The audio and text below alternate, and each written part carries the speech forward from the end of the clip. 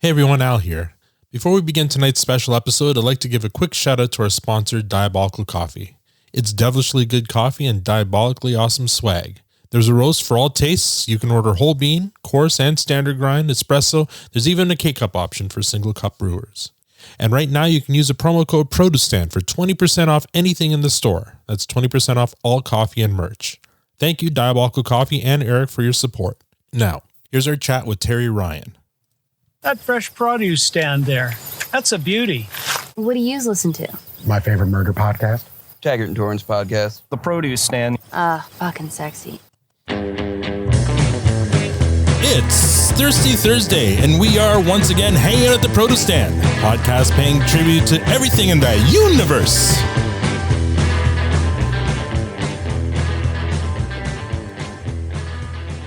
Now, I know what you're thinking. There are many other Letterkenny podcasts out there, but this one here, 2/3 of us has been screeched in at the George Street Festival this summer. So there you go. I'm Al, your host, and joining me in the room as always is the lovely Tanya. And online we have Squirrely Matt, but not the very busy Victor. He's still working. But joining us this week, he is a first-round NHL draft pick, chosen 8th overall by the Montreal Canadiens in 1995. He's a media personality, an author, and an actor appearing in shows like Little Dog, Hudson and Rex, and the film of Fire in the Cold Season. But we all know and love him as Ted Hitchcock, which is kind of funny because if you say it fast, it sounds like 10-inch cock. Please join me in making some noise for Terry Ryan. Wondrous! Oh my god! Oh my god! Oh my god! Wait! Oh my god! Oh my god! Oh my god! I regret nothing! Welcome to the Produce Stand, Terry. Thanks a lot for having me, guys. Really, it's interesting to be here. Oh, You've got a unique podcast, and it's a privilege to join. it's an honor to have you here, sir. And I mean, it's about time too. We've been talking since I met you in person back in, was it July or August when we went to Newfoundland? I think it was July. July. It was George Street Festival, right? Yeah. And I mean, you're a busy man, and so we really appreciate that you made the time to join us. It's no problem. You know, I get asked to do these, and now you realize, like, we really tried. And I'm telling you, that's how busy I am. But I'm busy in the sense of, well, my daughter, she left for Calgary today. Her mom lives in Calgary, right. So I've got her most of the time, the vast majority. You know, she lives with me in Mount Pearl, Newfoundland. And, you know, everything I do, whether it's acting or writing or podcasts, and I also do I work on a podcast in Edmonton, Got Your Back, with old junior opponents and buddies Ryan Rashog and Jason Strudwick. Right. So it's busy, but a lot of it I just kind of do, you know, I make my own schedule. Yeah. So I'm like, okay, well, maybe this particular night, but you know, it's just time slips away from me. And I got to try to get I do 2 a week myself. I do one solo mission podcast early in the week, and then I have a guest later in the week. And it's setting that up is hard enough. So I'm sure. Better late than never. But honestly, we've been talking about this for 4 months, haven't we? Absolutely. and that's great. And I'm not complaining. We're just happy to have you on. We actually just had Max Buffard on earlier this week. So we're slowly collecting our sluts. Yeah. Great. I like that I can make sense out of that sentence. Yeah. Exactly. And Terry, we were starting to joke that I mean, Al posted the picture when he met you at the George Street Festival. We're like, okay, and he said he's been talking to you. We're like, yeah, sure you have. So it was like, for a while, it felt like just a stalker moment in Newfoundland. Yeah. But you're here, so it brings the story all together now. Listen, no, that happens all the time. Sure. Because, you know, George Street, and I like that area anyway. Even if there was no, I mean, it's great for drinking and partying, but that part of St. John's to me is where it's at. That's St. John's is the oldest city in North America. Yep. Water Street is right there, connected to George Street. And that's the oldest, I mean, if you know, the oldest street in St. John's. So I'm guessing one of, if not the oldest street in North America, just doing the math. So, and, you know, it's really European down there. It's our, I don't know. I really love that area of town. I love history. And, you know, the further you get away from that, and it's a big area. I'm not just saying downtown, but you know, the older part of St. John's. Yeah. It starts to get, I'm in Mount Pearl. It's a cabin type of a house in Lower Mount Pearl, but for a lot, you know, there's a lot of subdivisions that could be anywhere, and that's great. I mean, a lot of my friends live there, but I like spending my time. If I'm going to go for a coffee, if I'm going to do some research, I just go downtown to any number of local bars or restaurants during the day and do my thing. So, and the thing is, that's the biggest tourist area. So absolutely, every that's been for years. I mean, here people are kind of numb to the presence of me. Mhm. You know, it's like, you know, we've been there, done that. I know a lot of people. It's not a huge place. I guess Yeah. 200,000 people, give or take. And, but everybody goes to George Street. So whether it's a Canadians fan or then my book, you know, there's a lot of people that enjoyed that. So, and Letterkenny before Shoresy, I mean, I need just that one scene. Yeah. But, you know, Letterkenny fans are really into it. And they're Mhm. some of the most passionate fans of any TV show I know. So a lot of people recognize me from that. Like I said, the hockey thing. Yeah. So I often run into people that share stories. I love it. It's people from all over the world.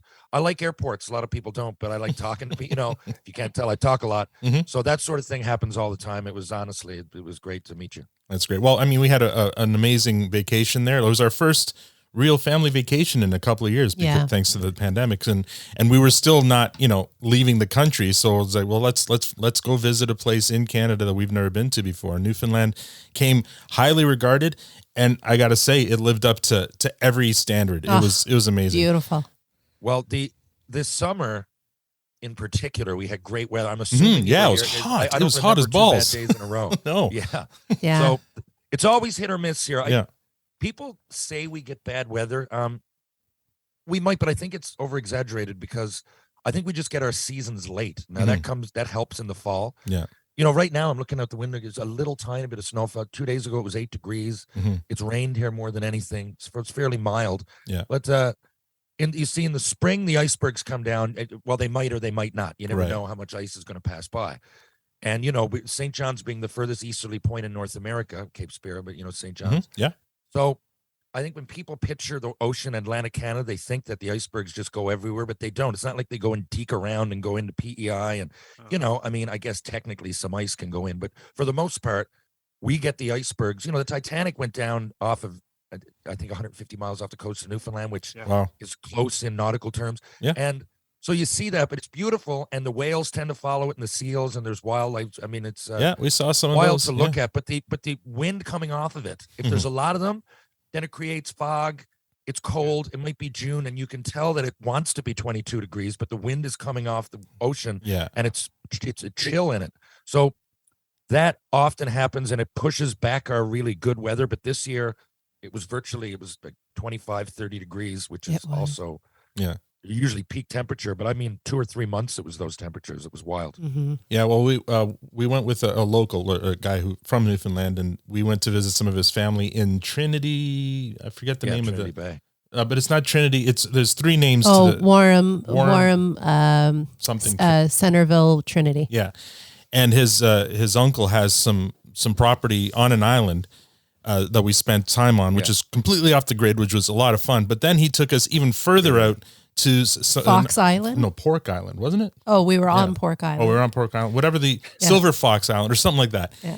And this island here, I think, had one of the oldest houses in the country still standing, and we got to tour it and stuff. And just amazing. walking around that and feeling how remote that place was, and thinking about how those settlers had to live there through those winters. And I mean, if anyone got sick, there's no going to the mainland to see a doctor. You're being buried in a shallow grave there, and that's it. Yeah. It's I crazy. believe that Newfoundlanders have a camaraderie amongst us. Have Mm-hmm. you ever noticed in every province there's a Newfoundland? I mean, I'd say Newfie, but that term is kind of derogatory now. I guess I think it's just how. Well, you use said it. I mean, you're allowed to say it. You know, we'll follow your lead. I never took offense. People that Right. called me that were teammates that Sure. said it with endearment. So Mhm.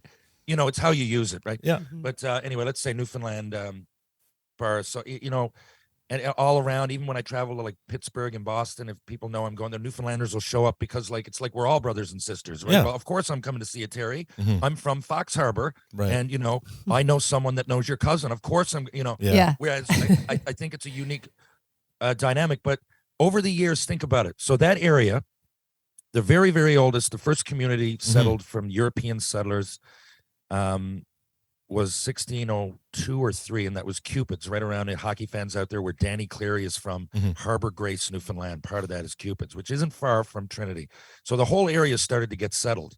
And for years, I mean, I'm talking the 1600s. Think about that. So for 300 years, really, with no electricity. Yeah. And you've got to come up with stories and traditions, and there's a level of bonding, and Mhm. there's I think if you didn't have that, you wouldn't be able to survive. So these people that came before me, we tend to be in a bubble now a little bit, but I like to do that. I like to go to those places, and just because it's almost like a snippet back in time. I'll tell you this: there's a place not far from there where you just mentioned. It's Yeah. in the Trinity Bay, Mhm.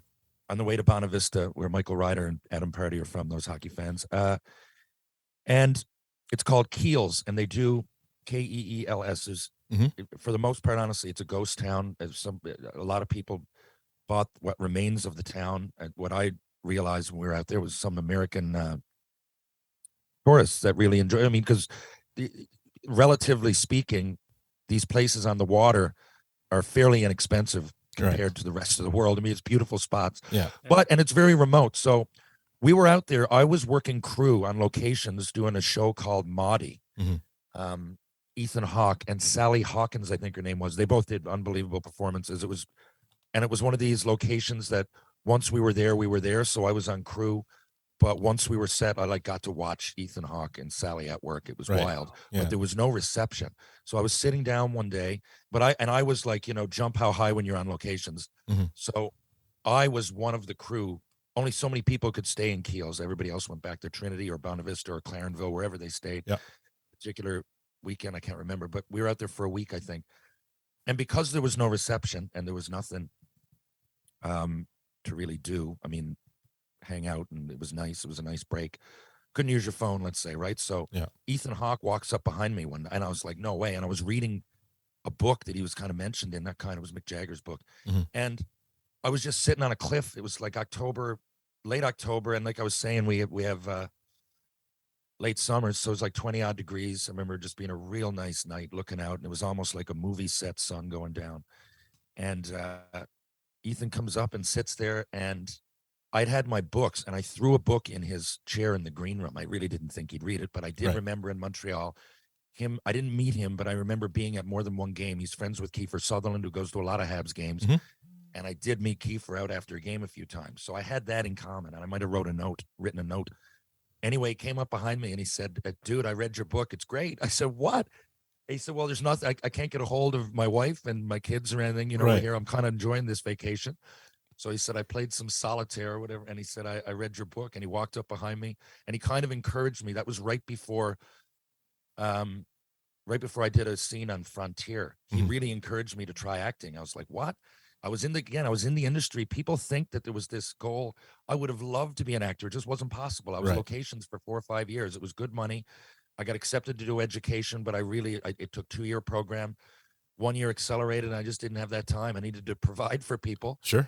That's kind of what happened in Ethan Hawke. So if it wasn't for such a remote place like Keels with no reception, and felt like we were going back in time, but it was, I got to sit and I had a chat with him. We came back in town, speaking of George Street. Yeah. And we went out one night to a place called the Bull and Barrel. I took him in, and we had 4 or 5 drinks, at least that. And I called a few friends. I said, yeah, can I do an audition? And that's kind of how it all started. I Mhm. know you didn't ask me that question, but Oh, it was gonna be asked, but thank you for getting there. And by the way, Bull and Barrel, I've been there, and it's a great place. My favorite little. Well, there's lots of my favorite. Yeah, That's my favorite music bar. Yeah. It's operated by Tino Borges, who's a local musician, my friend for years. Yeah. Last night Mick Davis played, Andrew Yeah. Boulos. There's always some great music, and when there's not live, he cues up the old school videos. I was gonna say we loved just sitting there watching all those old school videos. It was Yeah, great, man, it's and great, he's isn't got great taste in music. So just go back to the interview here. Where are you're speaking to us from? Your home in where? Mount Pearl, Newfoundland. Mount Pearl, Newfoundland. Sorry, Newfoundland. Mhm. I'm right outside. If you were driving through, I don't think you would tell that it's not St. John's. It's Right. just greater Okay. area of St. Yeah. John's. And is this where you grew up? I grew up here in Mount Pearl. So the house I'm in now, Mhm. that I bought this house in the spring, but it's tiny. In this bottom part of Mount Pearl, what it first was, my mom's father, my grandfather, Bill Norris, Bucky Norris, who actually fought in the war and was on the HMS Bulldog. The HMS Bulldog collected the Enigma machine, which ended up leading to, I mean, it was a huge, Wow. turned the tides of the war. 2571. Yeah. Yeah, that's it. That's it. Exactly. They glorified it up and made it American in the movie. But I that, know exactly the story you're talking about, though. Wow. Yeah, that's the story. So my pop was, he actually lost his arm. He Wow. only had his left arm and he's right-handed. wow. He blew it out. It blew off in a cannon. So he seemed always a step ahead of the game. So he came back from the war. Mhm. They lived in downtown St. John's on the south side, actually, Mhm. you'd call it. And Mount Pearl, there's a nice little river running through where I am now. I mean, there's things built up around it, but back then it was almost like a cabin. So he just Mhm. saw some cheap land. He got back, I can't remember, but he got some kind of severance for pay. And he started the Mount Pearl Legion. I know that. And it was just up the road. And we were probably, I don't know, now there's probably 40,000 people in Mount Pearl. I think we were the 4th or 5th house. And my parents still live in that house. So I bought a place just up the road. There's Wow. a tiny little spot, 650 square feet. My daughter and I love it. There's a river out back. It's old school, right? There's not too many places around town now that are, what's the word, so protected, or like, it's a little bit like you're living in the country here. Right. And there's parts all around St. John's, but they're quickly, I mean, the population of the island Mhm. isn't increasing, I don't think, but what's happening is all those fishing towns that are now ghost towns, there's different industries. A lot of people come into St. John's. Sure. A lot of people fly away now and work in Fort McMurray, for example, but live in St. John's. So they come back. So there's just a lot of the small towns are something of the past. That's why I like visiting them. Yeah. Would you ever leave? It's a good question. So I think if I left Newfoundland right now, say, I could make more money. Yeah. Just, my daughter wanted to live here. I love it. I mean, I came back for a reason. The last professional team I played on was Orlando. We won the championship. Mhm. And I was offered to stay in any number of jobs. It was Orlando. I just found it a bit transient. Like I said, you're from here. Yeah. And there's something in your blood, man. You're from Newfoundland. And, I love that. I love that I'm from here. And there's a camaraderie that I don't want to escape. Now, would I, if my daughter had gone to Calgary, but she didn't really want to. It was 6 months ago. Mhm. Yeah. She said, Daddy, like, I really, really don't want to go. It wasn't that she didn't want to be with her mom. Obviously, Yeah. she's out there now. They have a great relationship. Yeah. But Danielle and I have my ex, a real unique way we came about being together and everything. And we have a unique approach on life. It works. But Penny Lane wanted to be here. And I know, I look back, I'm like, I've always said it. I'm so happy to have grown up here. Mhm. Just so many. She plays sports. She doesn't like hockey, but she's into soccer. She's on the provincial team. So she takes that really seriously. Her and her friends are, I know she could play sports anywhere, but it's just something about, growing up here, and there's a camaraderie and a sacrifice. And I think, what am I getting at? Like, it feels to me like just being a Newfoundlander, you're like part of a team already. Right. And where I'm from in Mount Pearl, we're our own city, really. But like I said, you wouldn't really tell if you were looking, but we would play against St. John's back in the day. And St. John's, because of population sites, let's just say ice hockey, for example. We would be the Mount Pearl Blades, all of Mount Pearl. So you got to play for Mount Pearl. You're the Mount Pearl Blades. You get your jacket, you're proud of it and everything. St. John's would have like Kilbride, Ghouls, St. John's A, St. John's West, Hooch Cove, Torbay. There's all these little factions. Yeah. So I'm not saying, like, as a whole, we're proud to be from Newfoundland, but and Mount Pearl itself, I think, is a fantastic place. It's geared towards families, a lot of money into programs, community programs, family-driven stuff, sports. I don't know if some people out there have been to Kamloops. It reminds me of that. Kamloops, BC gives me the same kind of feel. It's a good spot to grow up. And Nice. Anyway, would I leave? You'd have to pay a lot of money to. I don't know. It'd have to be a lot of money, or a lot of opportunity. Or my daughter maybe would. I don't know. She gets older, something outrageous happens. Or maybe she plays pro soccer in Toronto or something. Hey, maybe then. But I don't see getting up and leaving anytime soon. It's fine. You leave for opportunity and work and cool experiences, and this is home. Yeah. And I love that I can do my podcast. I know now that being an actor, I just finished a Lifetime movie called Made to Kill. That'll be out soon. It was an Cool. honor. It was a great privilege to be in there with some awesome actors. I get into the game late, man. So I people look at me as an actor, but I still am in awe of. It's like when I first skated in the NHL. I mean, I'm not usually stuck for words, but I was when I met Vincent Damphus, Saku Koivu. You know, I still feel like that in the acting world, but I can do that. I get a great support. Like I said, Penny Lane, I can leave for a week, and her friends, like, you know, her soccer team, they hang out, they sleep over, they have sleepovers. My parents live just down the road. I don't like to rely on it, be gone too long, but you know, I still get to go and do my thing. And you know, it's I love Toronto, and it is my hub. It's only a couple hours on a plane. Right. Yeah. I'm there often. Every month, it seems, I'm at least there a weekend. I got my agency there. I got real good buddies there. There's a number of reasons to go, so it's not like I have cabin fever. I love the island, but I get to leave. Yeah. Well, I mean, I can quickly say, I mean, I follow you on Instagram and stuff. I know a lot of our listeners do. When it seems, at least from our perspective, you're living your best life right now. And I don't know, has this always been the tone of Terry? Like, are you always just go, looking for experience, living the best life? It's fun to watch, but it's something else, man. Thank you. I never thought of it like that. And most of the things that I did, like people, I know what they think. They look and they go like, oh man, like, I can't believe you tried stand-up comedy and you opened for Jerry D. And you know, and Did you really? guys, I'll tell you that story in a sec. This was wild. But these are things, he read my book, and we were writing a hockey thing, and he said, you know, I said, he wanted me to go to Toronto for the summer. This was 2015 or 16. And I was like, well, I mean, I can, but can you get me a job? And then I got there, and he said, yeah, you're opening for me. I went down and I opened for him my first show I practiced the night before. I went to Yuck Yucks downtown Richmond, there in Toronto, Richmond Street. Yep. And got absolutely gunned. Like I just didn't want to, I mean, I talk a lot, but I was terrified to get up there. I don't mind public speaking even. Right. That took a while to get over that, but stand-up comedy, you know, is this thing on? Like I was like, Jesus. So I went up and I just said, I'm Terry Ryan. I'm going through a divorce. And people kind of chucked. I said, I got a folklore degree.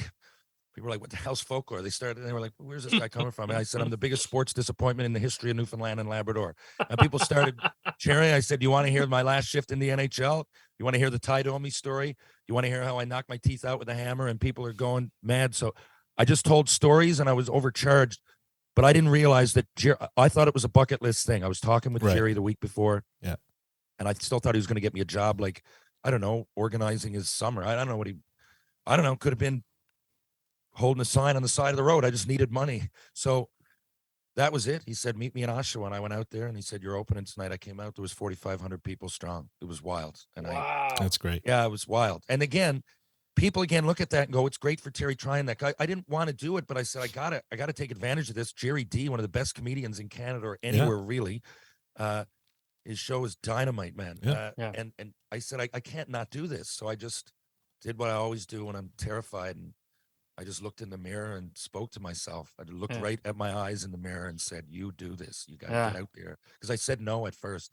But anyway, those things happened. It was survival. I was offered decent money. I had no job. I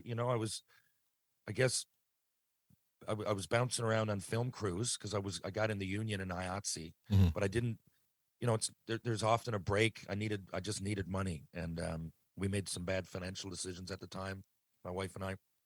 So yeah, now I guess I could have I could always take a 9 to 5 or something. I suppose I was a Red Bull rep for 2 years, nothing against Red Bull, but I hated it. I just hated. Didn't you also almost get into insurance or something at one point? I was offered it, and I nearly took it, but it's not me. Like I got to be creative in some way. Even locations. Yeah. I didn't mind that because I'm part of something that's creative. I don't mind doing work. I'll do hardware. As you know, I mean, I do a lot, and you know, the mental and the physical, whatever it might be. I still play senior hockey. I love that. So I like being busy. I like challenging myself. The things that presented themselves are otherworldly. I'm so lucky that way. And I guess I took advantage of it because I saw a small window. Sure. It's the power of yes, right? Say yes and exactly. And try it. At this point, you know, I get up. It's just part of my, I get up and I know now the people who follow me support me. I know that the reason that I get sponsorship money is because people like Shoresy, they like spitting chiclets. So I try to, you know, that's me. You know, my character on Shoresy, Ted Hitchcock. I mean, it is Ted Hitchcock. I have to go outside myself a little bit, but I mean, let's be honest here. The character's from Newfoundland. Yeah. The missing a tooth. You know what I mean? Just the way he's in the room. That's kind of the way I other than his accent is a little deep, but I'm just kind of mimicking a friend that we used to grow up imitating. That's what I'm doing there. And I mean, it's kind of in me anyway. That Sure. I can just talk like this. If I can start talking like this, no problem, because that's the way I talk when I grew up. Right? So it wasn't, I get to do that, and it's wild. So the people that dig that, and it all goes back, my books, and all of this stuff, the vehicle is hockey, right? And I got into it, and things didn't go the way I planned in Montreal, obviously. But at the end of the day, I got hurt. I do believe someone would have given me a chance. The phone was ringing all the time. I know it's easy to say, and I should have gone back to Montreal camp. I didn't.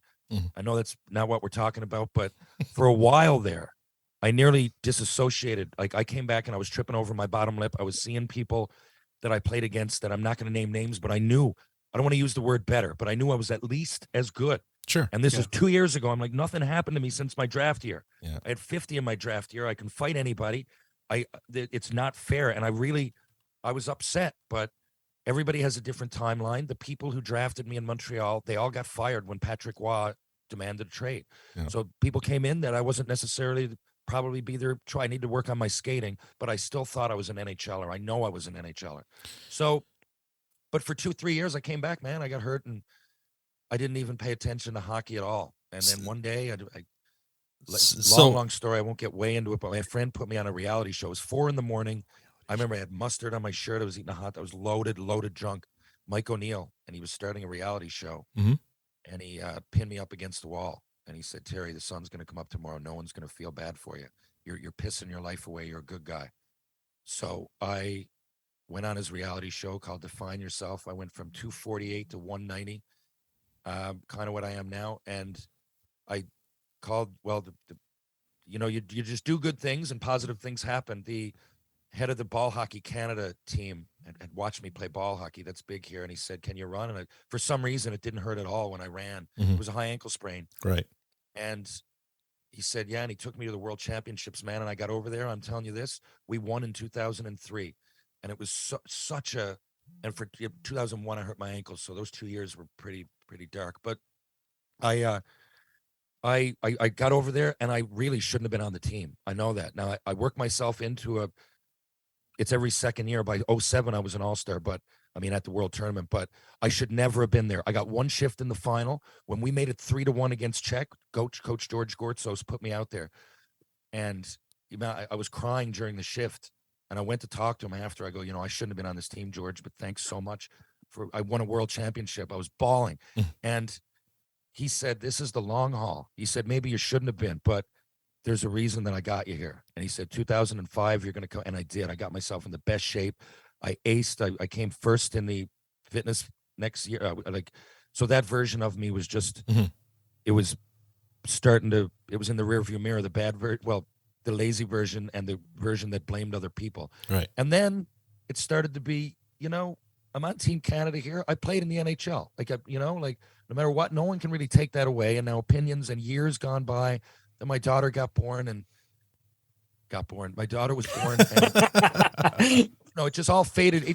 That's why my book, a lot of, I won't get into it, but a lot of people offered me good money. Sure. To kind of talk about the negative side of being in Montreal. But the truth is, I loved all of it, man. I had a problem with Michel Therrien. I was a kid. I should have gone back to camp, but most of my experience was a great one. I was like, I used to get up every day and go in and go, I can't believe. I used to look at Brad Brown and Matt Higgins and Aaron Asham and go, can you believe we're the Montreal Canadiens? Like, it never, ever really sunk in a cocky way. Yeah. So when I was doing my book, I was like, you guys got it all wrong. I kept a journal, in case you didn't know, and I loved my time there. And I'm not going to sit here and, for the sake of selling or selling my soul, really, it was a lot more money.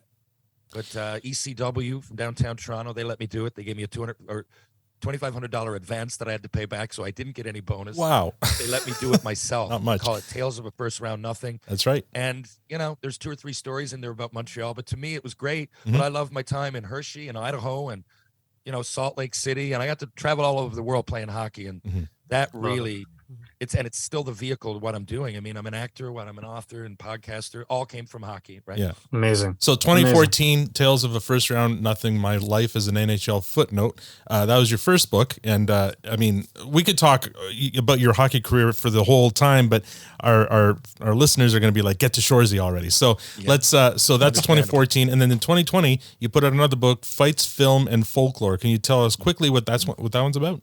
Well, I was looking for something to do during the pandemic, and again, the film and everything got shut down.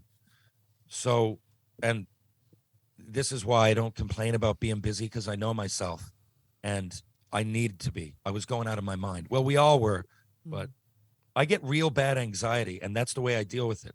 So when I was early on, I realized that, and I remember my dad doesn't get it at all. He's the most laid back. Mom gets it a bit.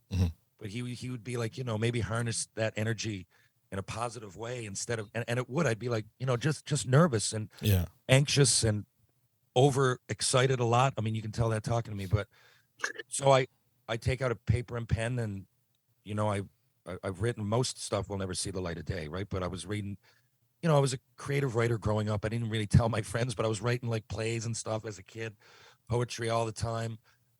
So I'm most comfortable in the artistic world as a writer. So anyway, Penny Lane was there, and I was telling her some stories during the pandemic, and she said, you should do another book. So the show Hudson and Rex came back. You know how I wrote that book? The show Hudson and Rex came back, and I was doing locations.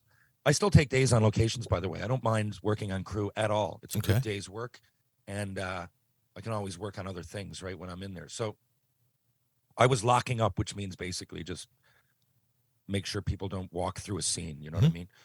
So I was like standing around a corner, and there was nothing happening. It was the pandemic. It was Petty Harbor. There might have been one car every 5 hours. Right. So I realized that I didn't even know that you could use Word and you could speech to text on your phone. Oh, okay. So I find it a lot.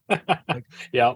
I was out there and I went, okay, for me, it's easier to break down something, the skeleton's already written. It's why the Tales of First Round Nothing, all of those were journal entries. Some of them don't look much like they started, but it was there. And then I reduce and I add and I try to... You massage it.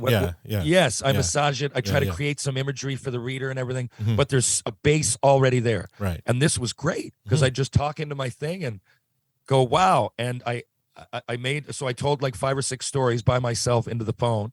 And then I realized, I'm like, you know what? I got like 200 pages here. Maybe I could do something else. So that's awesome. The fights at the beginning, the first one is all anecdotal, really. And it's, chronological order. I think of like a boy growing up. I mean, if you really look at it, hockey was my life, but there's some stuff in the first one that, again, it was hard. Every day revolved around hockey, but it was really about me growing up. This second one, the first part, really, the fights, I talk about it, and I don't want to get way into it here, but concussions, and I can relate with that. I had them, and I didn't get them. All those fights I got in, and I didn't get them from that. It's like there's more, I don't know if G-force is the word, but when you got your head down and you're skating through the middle and you get lit up with a hit, that's how I got my concussions. One lasted a full year, post-concussion syndrome. Oh, my God. So I kind of try to talk about that and relate with people, because people think they're going out of their minds. Like I did it, and until I talked to other hockey players, and like it was really a weight I was going off my shoulders. I was going, oh, wow. So it's not just me that feels like this. Like a concussion, post-concussion syndrome isn't always headache. It's often emotional. It's, it affects everybody different. It's your brain here. It's your brain. Right? It's a brain injury. Perception. Remember, like really just like having a hard time focusing on a drink to pick up or whatever. It was bad time. So, and I tried to relate, but I still, and I like the fighting in hockey. There's a respect there that isn't really in the other sports. I mean, you can't fight, first of all, but there really is. And, so like everything, talking to Matthew Barnaby after we fought in the penalty box, things like that. I tried to like put in perspective what it really means to like fight in pro hockey. It's not always what you think. It's not always, I hate you and I'm going to come get you. It's part of the job. And I find at this point, most of my friends from the hockey days that are opponents are the tough guys, and Right. because they respect it, they realize it was a job, and they were usually the guys in the room to play the music, to gel the team together. Shoresy hints on that, and it's not wrong. Like Mhm. that run them up, fill them in. When you do that as a team and you do it together, and you sacrifice and you block shots for your goalie who's having a shutout, and there's really something to that. And so I just explained that. Now so it's fights, film, folklore. Film was my updated into the film world. I'd had a lot of things happen, and it's not ball hockey or ice hockey to ball hockey was an obvious transition. Sure. Ice hockey to the film world, I know it's becoming a little more, I guess, normalized, but it's just not. There just wasn't that many people involved. No, I remember seeing some of those Wayne Gretzky commercials early on in his career. He was not an actor. No. one does not translate into the other. No, and you're always doing yourself some version of it for some company. You're always doing promos. You never really have to act, right? Right. So a lot of people were interested in that, and I said, I think there's going to be enough interest. I can put out the middle part of my book, and then the folklore really is just some anecdotes at the end that were left over. I could put out, like, honestly, guys, 20 of those. Oh. Everything I've talked to you about here today we're halfway through a book already. And we're halfway through an episode we haven't touched on Letterkenny. But okay, just two more things before we get to Shoresy, because I'd hate myself if I didn't get to it. Try to be as quick as possible. First of all, you took out your own teeth with a sledgehammer. Why? That's hard. That's I heard that one. too. I'm going to seem insane. I know. So it's going to be tough. Let's try to sum it up. I'll give you the main points. Yes. I lost my teeth in the summer playing ball hockey in 2001. I looked like Jim Carrey and Dumb and Dumber. They weren't totally out, but the front two were half. Yeah. Okay. So I said, now that particular year I was going to Dallas Stars camp, and I was just coming out of Montreal. That's when I told you I didn't go back to camp. Right. And whatever I can't remember the terms of the trade or whatever happened, but I was finally going to another NHL camp. So I said, I'll just wait and get it fixed there, right? Ball hockey here, I think the insurance covered $1,000. I'm like, it's going to be more than that, so I'll just wait.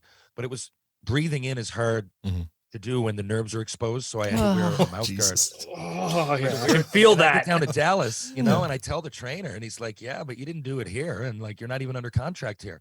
And I just didn't think about it. Like, I was just like, well, I'm going to camp. They'll take care of it, just like they did in Montreal, of course, because I was on a huge contract, and, I had medical and all that. So, and now I'm in the States, so it's going to really doubly cost me. Yeah. So I said, okay, like, I'll see what I do here. And then I got the ankle injury. I really, really hurt it there. That was that was really the turning point for my career-ending injury. That was where the ankle injury, the main part of it, happened. So now I'm in the hotel, and I'm like, okay, I'm hurt. Now what am I going to do? But they talked to me. They said, we want you to go to our affiliate team in Boise, Idaho. Get this better there. We'll get you on a minor league contract there. And, who knows if it gets better, which it didn't, but maybe you'll be up in Dallas. So I went to Boise. Now that was another month, man. I came home and I'm like, fuck, I might just get it done down there. I don't mind waiting another 3 weeks. So I've been at this point like 2 months, but I was wearing a mouth guard around and it was orange. So it looked like I was sucking an orange peel. And when I got to Boise, same thing. I go in and I tell the trainer, Kip Dribnak, and he says, well, I'd love to help you, but you didn't do it here. And I was like, come on, man. So I said, well, what if, let's just say that I just choose to live with my teeth like this, and I was to get a puck in the face and hurt them worse.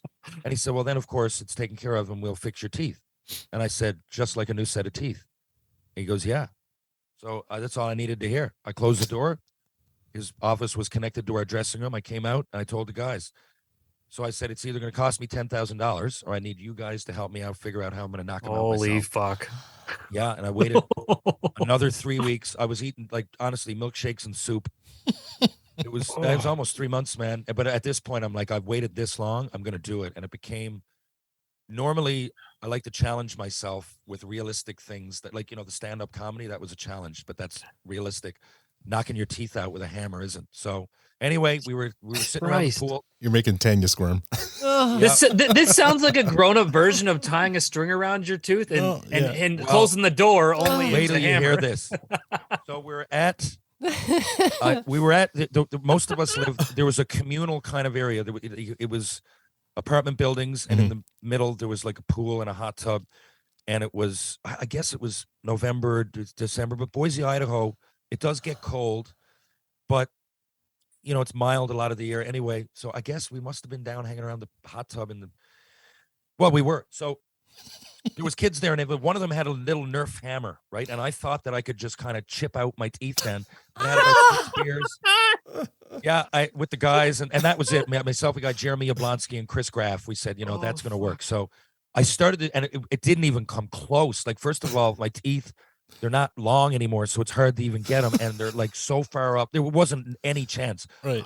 no chance that I would have chipped any of my teeth out. And I realized that. So then I'm like, I guess I'm not going to do it. And there was money going back and forth. So not every player on the team was there, but everybody was on the phone or like waiting. You can't make this shit up. No, there was. And when I saw that there's $1,200 or $1,300 like going, I'm Holy like, I'm crap. not going to lose that for my buddies. Honestly, that's where my head went. That could I have was paid like, for your, no way your I'm going teeth. to lose you guys money. I promise you I was going to do this.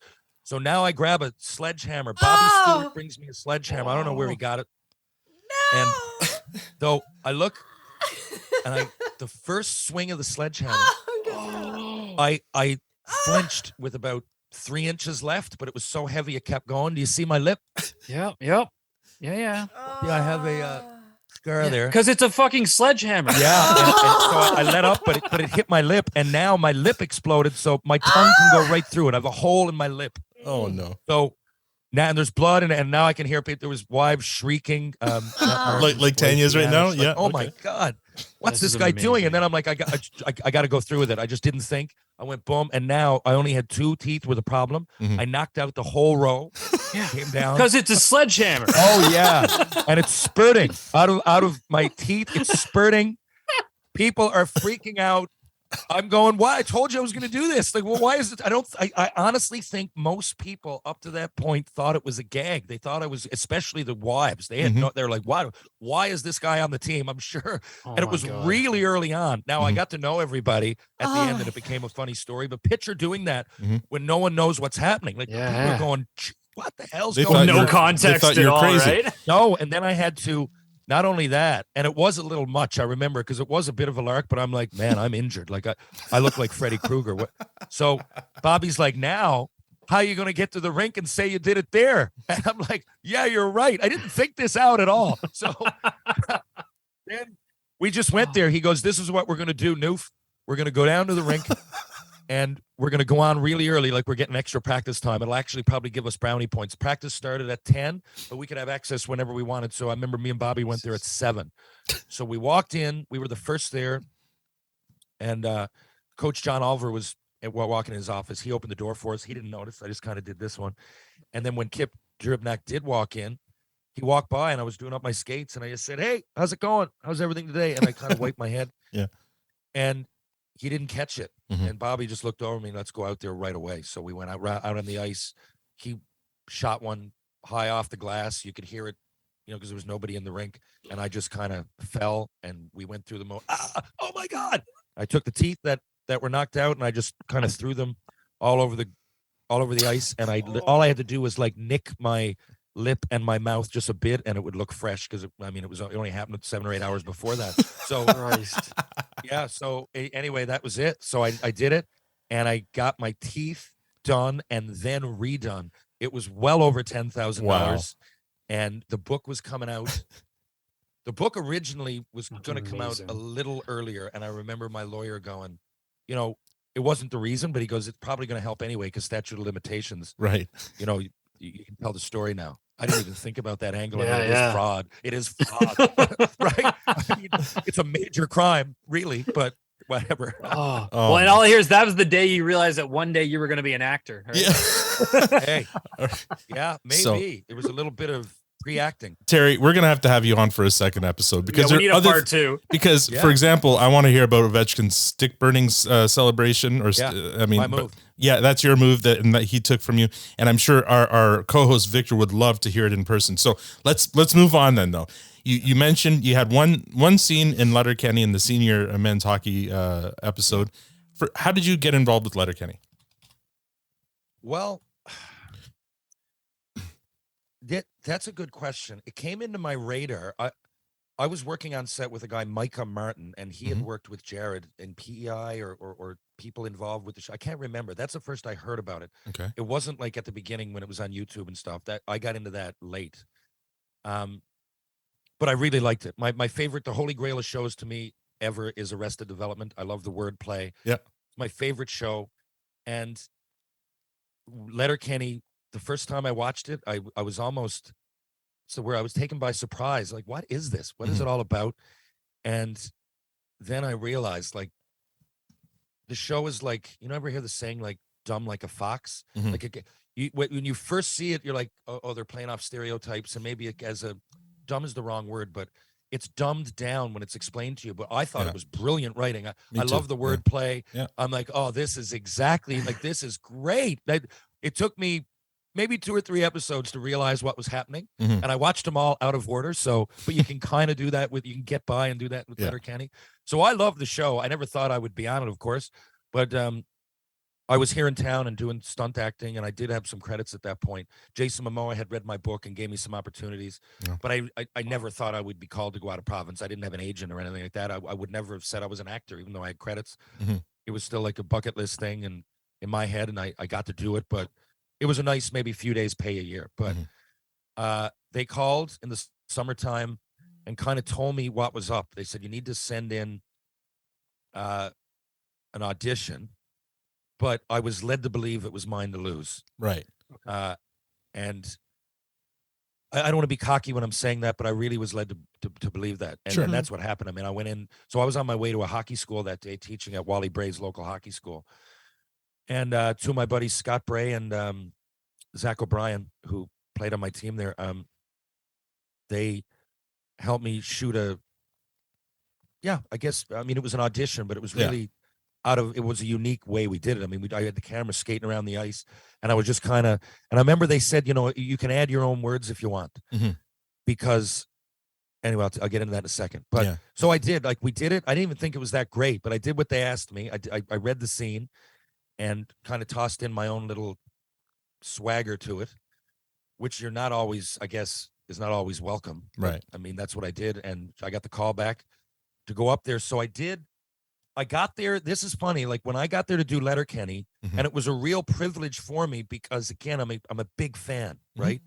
And there was so much I wanted to do, but I'm like, okay, I got to get my day over with first, and I got to give this, the time it deserves, even though, I mean, this is a version of me, I guess, in a way. It's still acting, and I got to remember my lines. I have to deliver them. I got to act like a professional, basically. But it happened to be rap day. So it was obviously, it must have been shot out of order because it wasn't the last scene. Yeah. I didn't know that going in, but it was rap day. So I had lunch. I'd never met Jared. At this point, he's on my radar, and he's friends with some people like Mark O'Brien. There are actors from around here that he's buddies with, but he's not really. Jared is not on social media at all, really. And trust me, we know. He's a phantom. We've tried. He's a phantom, right? So I really was excited to meet him and see what made him tick. Yeah. So, but I didn't even get to say that. We went in the lunchroom and he called me over and we just ate it. And I love that. He doesn't go to his trailer. He often just eats out with everybody else. So we sat at the table and he went over what I was about to do. And he said, I've only been, I think he said he'd been to Newfoundland for one day, maybe for a wedding.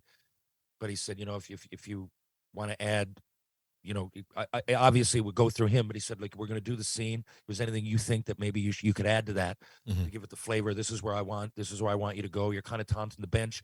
And the other guy that did it, Patrick Cook, with me, I played hockey with his two brothers, like high levels of hockey. Right. They're real good friends of mine. I hadn't seen Patrick in, like, I don't know, almost 20 years. He moved away after high school. So I had a bit of a rapport.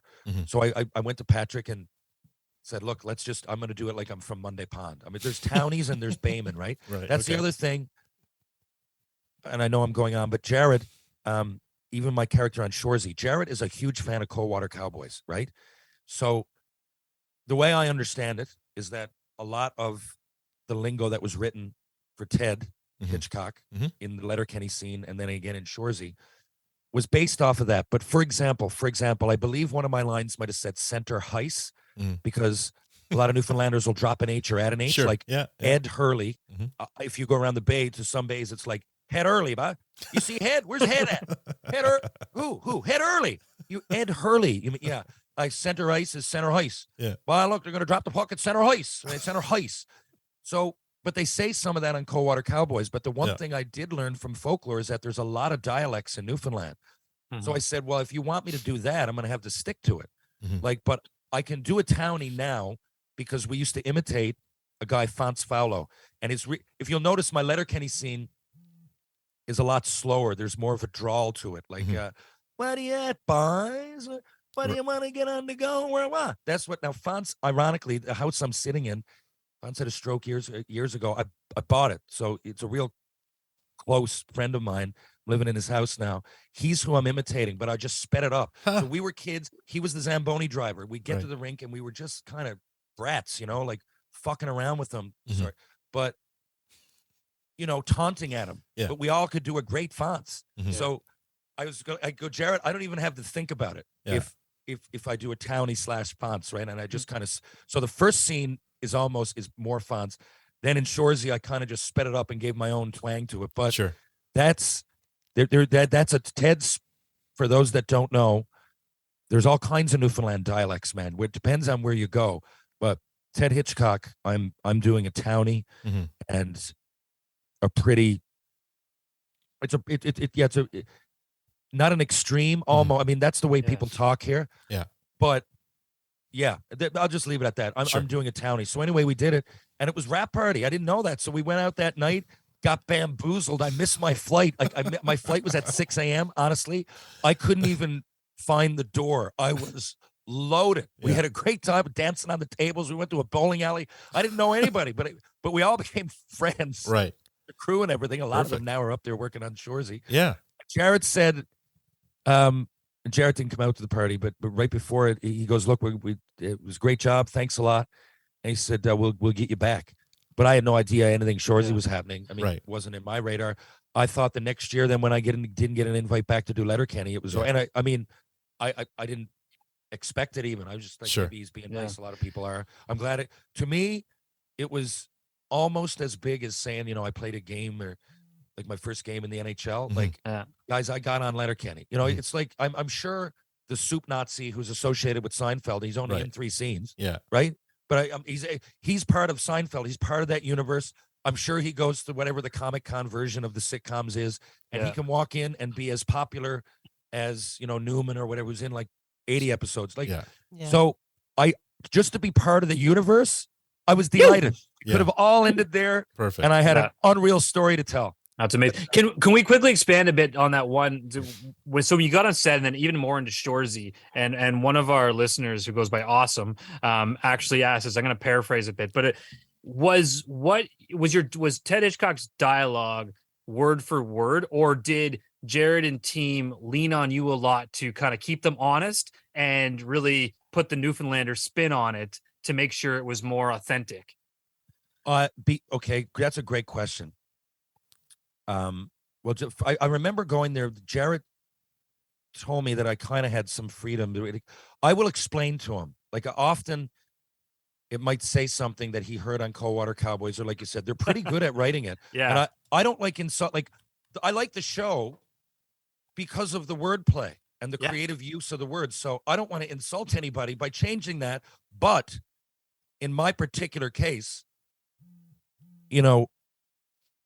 he's like, part of the gag with Ted is that, it's going to be hard to understand him at times. Of course. Yeah. So as long as that happens, and this is where the scene goes. Now, did I change it a lot? No, but I pretty much every scene we went through, I was like, Jared, can I say this there? Can I say this? Because in my head, Fonts is a true townie, and that's what he would do. And, it's just, like I said, it's not just the way you say words a lot. It's the word choices at the right time. And so what do you at doesn't always work. There are people that say, hey, how you doing, bud? Right? You say, no, in Newfoundland, you say, what do you at? No, you do sometimes. But, there's all kinds of different versions of these sayings. And sometimes, it's weird to inject them. And that's just the vernacular of the culture that it's osmosis. I just learned it because it's where I'm from. Yeah. So I will pretty much every time I'll go over the lines and just go, Jared, can I say this? Can I say this? And usually he's open to it. I'm not doing something completely different. Right. No. I'm just tweaking it. But I feel like it's warranted in this kind of situation. I mean, it's I a think highly so. unique, very highly unique where you're Yeah. from and some of the dialects. So, and even, I mean, what we gather from the team there, they want to be, even though a lot of the show is a caricature of what's going on, they want to be authentic and still true to what's happening. So they'd be silly Yeah. not to lean on you on that. Totally. And it's a way, like, I think when we're outside by the barbecue, he Yeah. says, I think the lines, for example, and a lot of it's on the spot, guys, because I got it in my head. I Mhm. remember in my head, if there's one thing, even on crew, one of my pet peeves is people that don't have their lines. I'm like, dude, you got one thing to do, right? So I just, One I job. remember it all in my head. One anyways, job. right? So when I get in there, Yeah. then I can work off it. I don't have to be looking at the script all the time. So, like, it was Jared. I think it said it was something about they called a come from away, which people do say. Mhm. They might say, "Oh, look at that come from away," a lot, meaning that someone from the mainland. Yeah. But I'm like, in this case, he'd say mainlander. So I said, the line was, I don't know, this guy's a come from away, I think, but I think I changed it to, well, but it's a mainlander if I ever see one, right? Yeah. It's this. I'm saying the same thing, but Yeah. in that context, I know what Fonts would say, and it would be the Mhm. mainlander deal, Good. right? Yeah. So little things like that. We're getting to the same point, Sure. but I love that I actually, because I mean, how great is it Yeah. to be on a show is so good. Shoresy's so good, It's oh, great. so good. and it. Again, I'm not writing it, but it's nice that I can actually put my own flavor Mhm. Sure. on this character. Absolutely. That it's just I consider it such a privilege and so much fun. Honestly, the hardest part of filming all that was not laughing while we were doing it. Of course. It's really, really hard. But while we were in the apartment, and Big Sexy, the parrot over in the corner, and that parrot was there. Like, it's not like so. Yeah. Did it was really just- say tit fucker? It was really.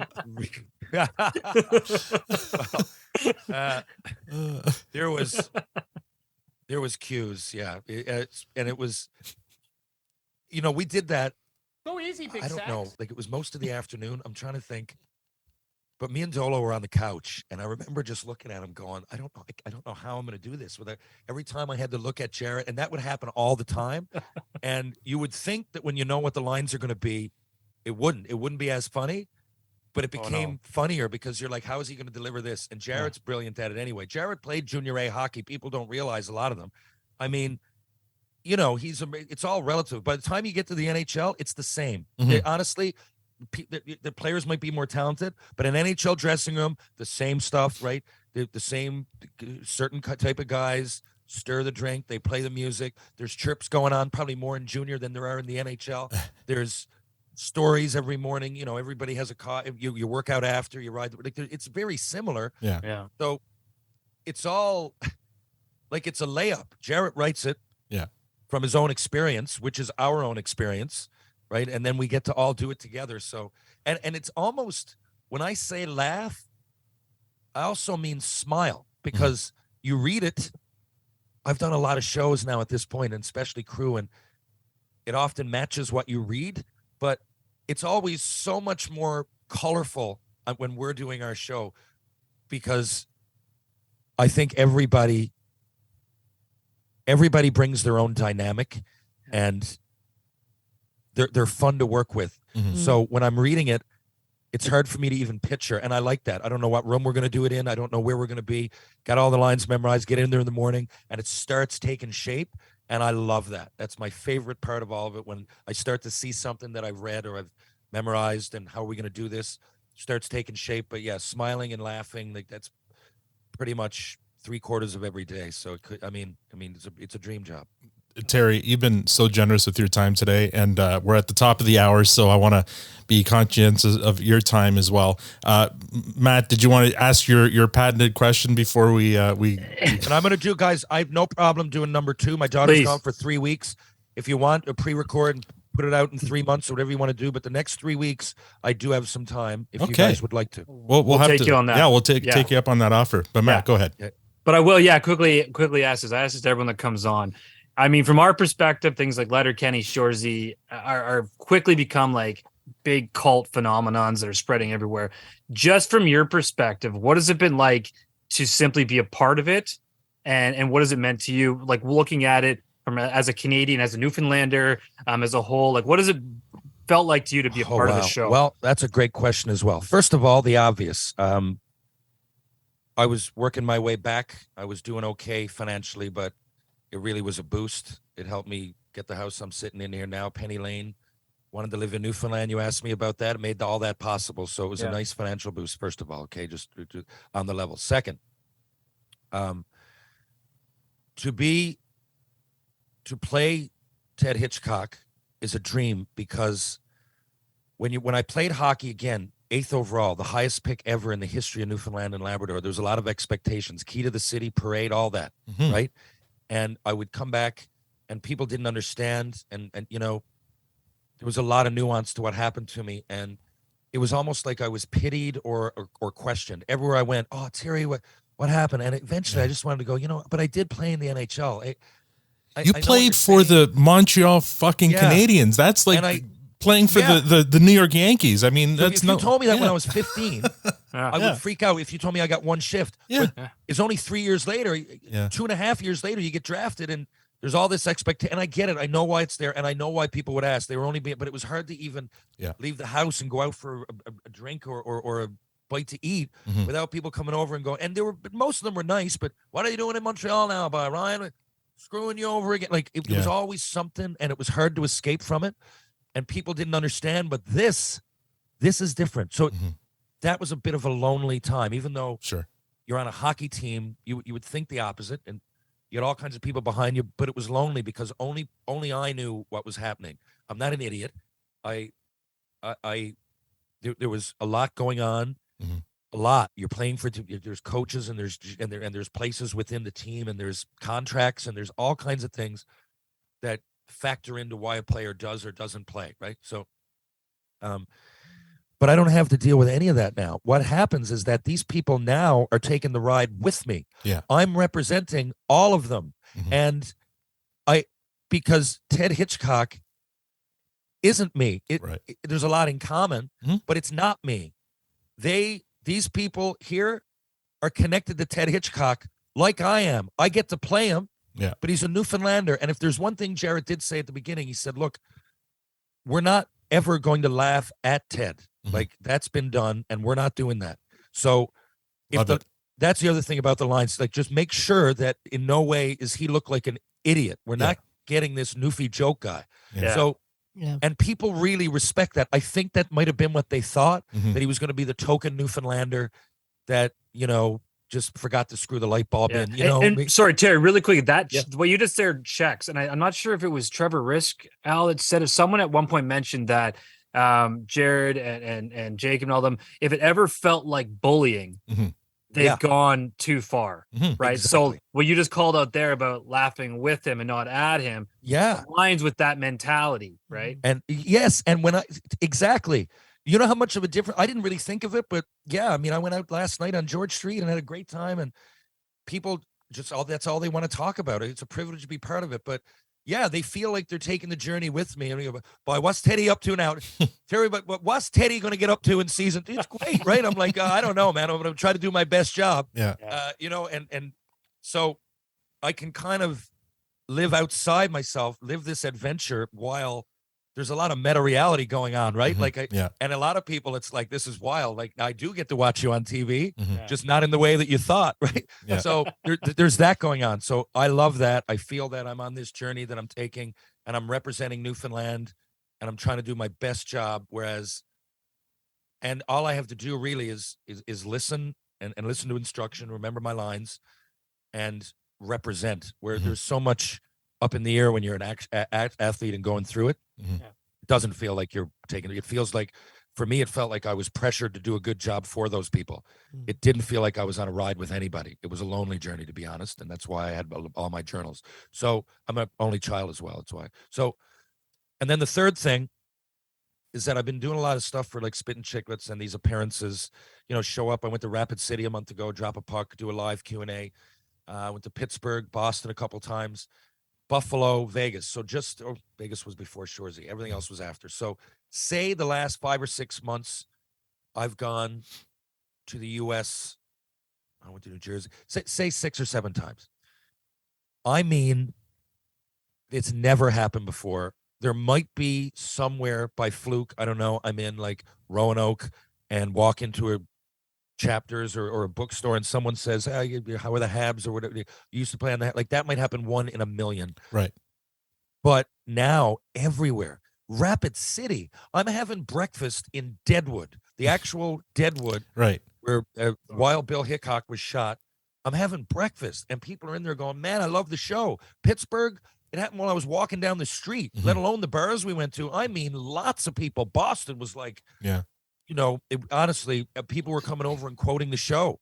Like I'm talking going in and having a coffee in the morning at breakfast joints and stuff. Yeah. So, and I'm when I say that, I'm not saying I'm famous. I'm not saying that's what I'm saying is that I didn't realize how much traction the Sure. show had. Absolutely. Like it's one thing in Mount Pearl, Newfoundland, man, Yeah. but I can see that. So it speaks for how good the show is. Absolutely. A lot of hockey shows are alienating anyway because it's hockey. I lived in the States. It got its support system. But as far as sports that are popular, it's 4th of the 4 major. And then I think I'd put NASCAR and everything ahead, all the Oh, absolutely. In the southern US, states, for sure. way ahead of it. Yeah. And it's got its following. Mhm. But, I don't know if you were to sit there and say, let's write a hit show. If you had to bet, I don't know that I would have bet hockey would work. Yeah. Maybe football, Friday Night Lights or whatever. Yeah. But this is brilliant because it transcends the sport. It introduces a lot of people to the sport.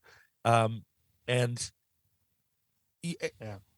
not only that, like Canadian humor and everything is one thing, but I know all kinds of people that watch the show that never skated in their life. Yeah. That really can't name 5 players on the Toronto Maple Leafs. But there's something about it. And I think, honestly, what I think it is, and especially after I watched it, it read one way. When I watched it, I'm like, man, there's a heart to Shoresy. There's a heart. There's an underlying, like, this guy's vulnerable. Yeah. Clearly, he lashes out. There's a lot of comedy there. But I can relate to Shoresy as a person. I really can. Just like I can relate to Ted. But we've all played with or dealt with someone like Shoresy. Their bark is often worse than their bite. Yeah. And often his vulnerability, just listening to the anthem, for example, brings him to tears. So, right? Like, Yeah. And that is something. And, he gives Sanguinet shit so much. Yeah. But there's a few times that, Yeah. he only needs to do it a few times. Yeah. But he lets his guard down a little bit and loves Sanguinet, and So- he explains it a few times, especially in the last episode. I think is brilliant. It's one of the best episodes of TV that year. Agreed. So let's save some of that for round 2 because Yes, I have please. a whole bunch of questions around what you just A million dipped questions. on there, bit that we could talk. Man, dude, we Yeah. could talk to you all fucking. I know. day. Next time we will start with Shoresy and not worry about anything else. But Terry, great job. We're on pins and needles. I mean, it's the worst kept secret. Shoresy's got to be picked up. Obviously, they'd be idiots not to pick it up. And you're repping your island proud. You're repping all of us proud. It's doing a great job. You got the 2 books, the podcast, which I am a listener. I listen to it twice a week. Thank you. With every episode you put I out. can't believe, when I honestly can't believe that it's gotten to that point. I appreciate it so much. Yeah. And Absolutely. I don't know what to say. I mean, these So- regular listeners, I do one a week just on my own. I don't know why you listen, but thank you. You know what? I kind of appreciate the 1 a weeks more than because it gives us a window into what you're up to. I mean, some of the people you interview, I'm not gonna lie to you. Might not know who they are, but I want to know more about. Anyway, just share with our listeners where they can find your podcast and also where they can follow you on social media. Yeah, sure. So my podcast is called Tales with TR. It's under the umbrella of the Hockey Podcast Network. The Hockey Podcast Network, pretty much wherever you get your podcasts at this point, pretty much. And it's great. They have basically one podcast per team in the NHL. They asked me to do Montreal, and for that, it requires research and a lot of other things I didn't have time for. So they let me kind of do my own thing. There's maybe 3 or 4 like that, but it's great. It's an interesting network to check out. My Instagram, really, I'm Terry Ryan 20 on Twitter. I don't use Twitter enough. I find it a lot. It's pretty poisonous. Yeah. Agreed. It's just I like to engage with people, and it's the worst place to do it. I really, like I said, I like airports. I like going down tomorrow night. Tibbs Eve's a great night in Newfoundland. I'm going to see a lot of people, fans of the show, and I love that. I see a lot of friends, acquaintances, whatever, people I don't know, and I just love and Twitter. I go into it every time naive, thinking, oh, maybe this person wants to talk, and it just turns into some crazy political bullshit or poisonous talk. I don't like it, but anyway, I am on there. I stomach it, but most of what I do goes through Instagram. Terry Ryan 2020.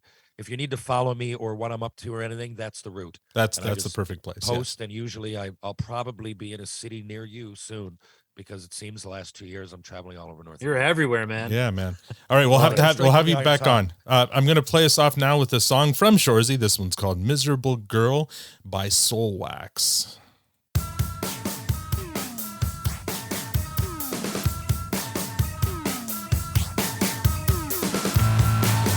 That's all we have for this episode. Don't forget to give our sponsor, Diabolical Coffee, some love. They are at diabolicalcoffee.com. Right now, you can use the promo code PROTESTANT for 20% off any purchase from their site.